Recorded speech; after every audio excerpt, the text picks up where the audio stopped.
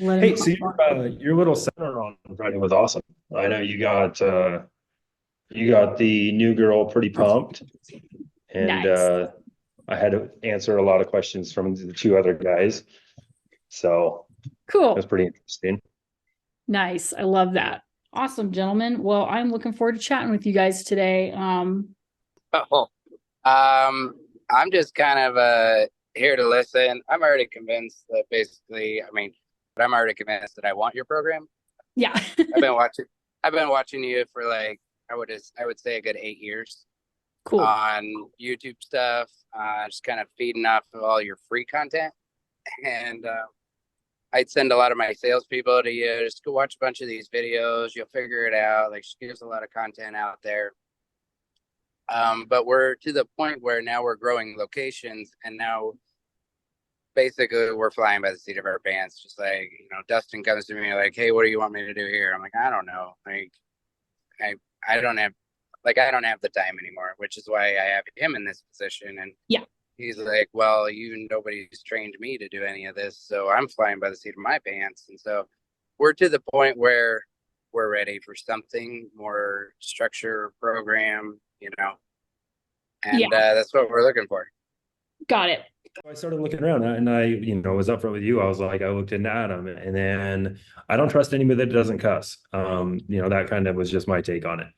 And I mean, it just your personality kind of meshed better with me. And since I fell flat on my face the last year as a the sales manager, I need that. I wanted that kind of new hire training because I can't regurgitate what's in my head, and the sales management part of that because I wanted to set up the weekly meetings and accountability and all the things instead of me just why didn't you show up to work today? Type thing, Exactly. Yeah. like acting like a grown ass babysitter. So It's like if you're a personal trainer and look, everybody wants six pack abs. Okay. There's not one person that you'd meet that would be like, no, I would rather be fat. Nobody's going to say that. But if you're a personal trainer and the only thing you say is exercise more, eat less, you are not going to have successful clients, right? You have to there has to be a formula that you can hold them accountable to. And that's what a good fitness trainer is, right? They understand what's going on. So that's what my system is. Like, again, videos, we would love for there to be a shortcut where it's like all you do is you just make your guys watch this and then they're ready to go. This job is too complex for that.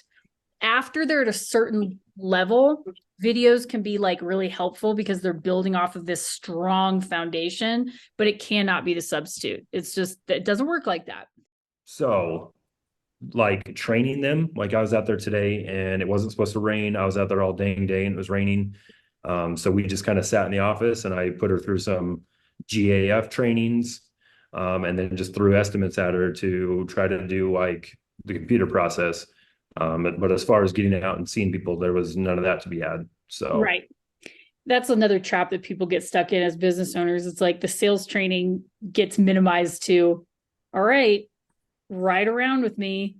And then you feel, that that's not good enough. So it's like, okay, let's teach you about shingles, I guess. And it's like, that doesn't help them sell. So, but don't worry. By the way, you're that's not special. Like that's every single roofing that's company that I talk kind to. of where we're at. I Yeah. mean, it's hire somebody, okay, follow me for a while. Okay, I'm gonna follow you for a while. Hope you make it. 3.5 weeks later, and we're just like, okay, go. And then They're a like, year I don't into know it, what I'm the doing. phone rings every day. Yeah.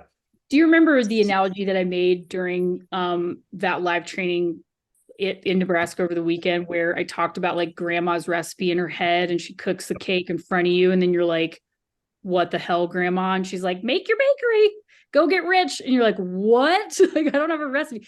That's what we're playing with here. So the goal is, well, it's not even the goal. What we're going to do is just hand you the recipe and the box of cake mix on paper. It's super dialed at this point. Like, so you guys are you're not going to be doing this. Like, I don't know what to do or when, or like, I'm not sure what to do at this time. I have this great candidate. It's like, they're going to have a formal classroom style training that you're going to have them rocking and rolling in a week or less. So that's going to be And cool. I think Anthony are both grandma. We can just go out and do it. But when I try to explain it to somebody, like I sound like an idiot. and I overcomplicate it because I'm trying to like pound it into their head, and then I just say too many words. Totally. So That's like, I can relate. So it's funny. I've been snowboarding since I was like 13 or 14 or something like that. And like, I'm really good at it now. I'm 30, almost 36. I'm doing it for like 20 something years, but I cannot teach somebody how to do it. I'm like, I know what I'm doing when I'm doing it. And like, I'm really good at it. But if I put you in front of me, I'm just going to overwhelm you with like everything that's coming to mind. And it's not a formal system. Whereas, you send them to an instructor and the instructor has them up and running in like a day and a half. And I'm like, I don't know how to do that. Right. So it's the same type of thing. Like we get to a point in sales where we're so good at it because it's just second nature. Like you don't think about it, Dustin. You go out and you talk to somebody and they give you a check. Like that's what, so it's like training somebody, what is not as simple as like doing it is not the same as teaching it. Teaching is very, very different. So that's why we're going to make it really easy for you guys. you had the analogy one time about teaching 9 Japanese kids English, and that Yes. kind of hit home. So that was like, okay, yeah, I get it. I get it. Yeah, you're like, I know how to speak English, but I don't know how to tell you how to do it, even though I'm doing it right now. Yeah.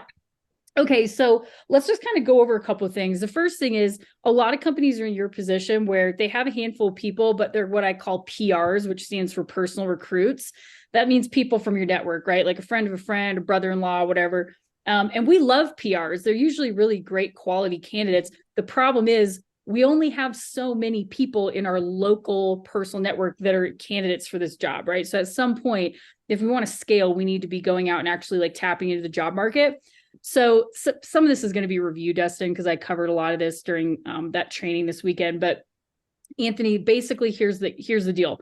Most companies will put out an ad that says something like, now hiring fully and part-time door-to-door commission roof sales reps, average commission 85 to 115K a year, be your own boss, flexible hours, unlimited income potential.